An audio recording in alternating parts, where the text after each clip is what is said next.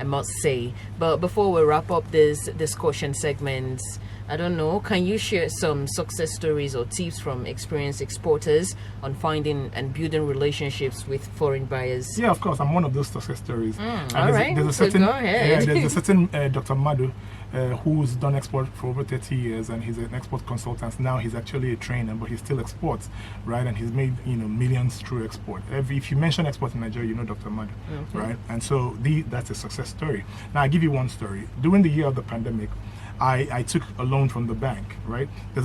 I'm so versatile in export that I don't have to wait for the export buyer. I can choose a particular country, study that country, see commodities that go on, and then move, because I have a passport that allows me to move at will. I don't really have to go get a visa and all of that.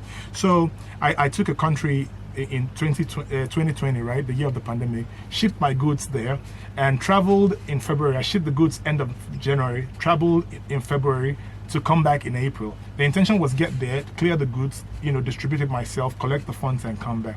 But I got there first week of February and I started clearing my goods. Immediately the goods came out, we're just moving too much, the pandemic struck, right? And we were shut down.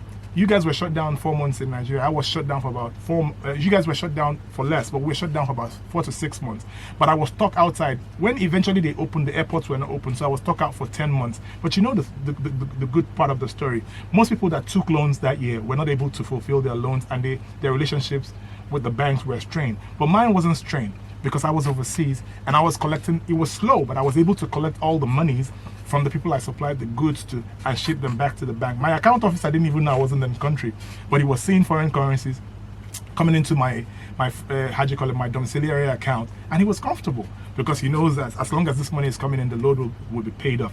And the loan was paid off even though there was a pandemic, right? If I was in Nigeria, imagine that I took that money and invested it in Nigeria and there was a shutdown. What do you think would have happened? I would have lost it all, right? And I would have lost the relationship with the bank as well.